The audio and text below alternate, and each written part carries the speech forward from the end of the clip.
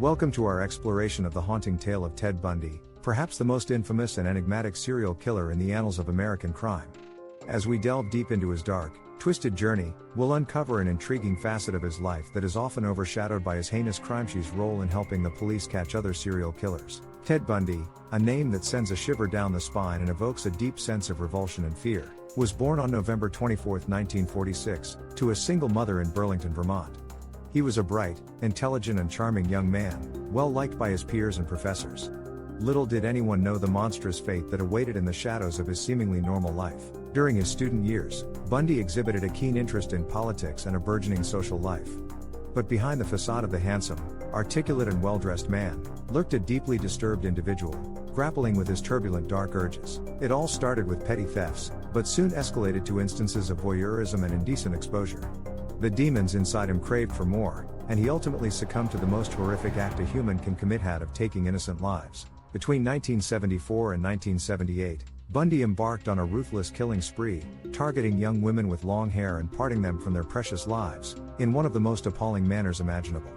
He upended the sense of security of the general public and left a trail of death, despair and gaping wounds that refused to heal. But here's where things get intriguing. Despite being a sociopathic serial killer, Bundy formed a peculiar alliance with Robert Keppel, a brilliant detective from the Seattle Police Department. Keppel's hunt for the infamous Green River Killer led him to Bundy, who was awaiting execution in a Florida prison. Was this simply a desperate act of a condemned man to prolong his life, or was there a genuine desire to ensure that the society was not haunted by monsters like the ones he had turned into?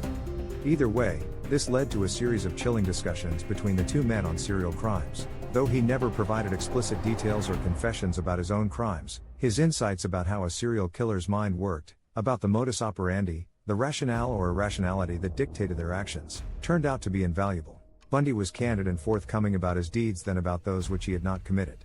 He discerningly offered his perspective about unsolved serial killings around the nation, in his own words helping the law enforcement comprehend the mind of a killer. His assistance brought incremental improvements in the process of criminal profiling and investigation, lending a better understanding of serial killers' intricate tactics, which enabled the law enforcers to nab some of the most dangerous criminals throughout the 1980s and beyond.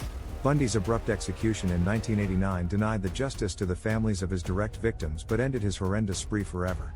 His macabre contributions to our understanding of serial killing, paradoxically chiseled a glimmer of hope from the depths of despair which echoed in the corridors of justice. Of course, Bundy's attempts to assist law enforcement post-arrest can't be viewed in isolation. Critics and skeptics have constantly debated about the veracity and motives of his claims, and most of the information he provided were either incoherent or insufficient. This lack of clarity and credibility on Bundy's part made it challenging for the law enforcement to validate the information he dispensed. Whilst some threads could be traced back with the evidences, the scraps of information Bundy offered were often just enough to pique officers' interest and keep investigations moving. Some even argue that Bundy was playing Keppel and the system as a part of his own strategy to buy more time or leverage, particularly with the authorities in different states to escape execution. Neither can we disregard the notion of the narcissistic Bundy simply basking in the attention. Notwithstanding if his collaborations were or were not purely for his own benefit, it is undeniable that his ideas and monologues, to a certain extent, unmasked the mental framework of these horrid fiends and helped in the capture of several serial killers. Into the annals of the American criminal history, Bundy's heinous actions have cast a long, eerie shadow that has continued well past his death. Undeniably, his life and killer profile continue to intrigue and terrorize world audience, fueling the global fascination for the macabre. Although delving into the mind of a serial killer is like gazing into the abyss, it is through such encounters with individuals like Ted Bundy that the law enforcement has uncovered vital information and clues that have proved instrumental in solving some of the most challenging cases of serial homicides. Was Bundy, in reality, attempting to atone for his sins by sharing his knowledge, aiding in the eradication of those monsters who were preying the way he did? Was he out to outwit the system once again, or was he simply articulating his twisted admiration for the minds of his ilk? With Bundy, motives through his maze of delusions and deceptions were always ambiguous. Some exhorted him to be a chameleon, adapting his persona based on his audience, skirting always on the edge, be it in his everyday life, in the courtrooms or even behind the prison walls. Bundy's chillingly accurate revelations pointed not necessarily to an attempt to buy his time but to his unwavering desire to be in control.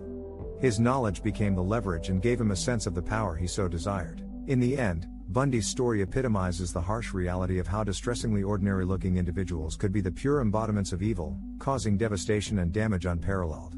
Despite being an epitome of monstrosity, only Bundy's life and not the revolting acts he enacted, remains his real unsolved mystery. As for the Burgess report, Bundy allegedly made many factual errors and omissions regarding the unsolved murders and compiled a confusing series of contradictions during his canned conversations.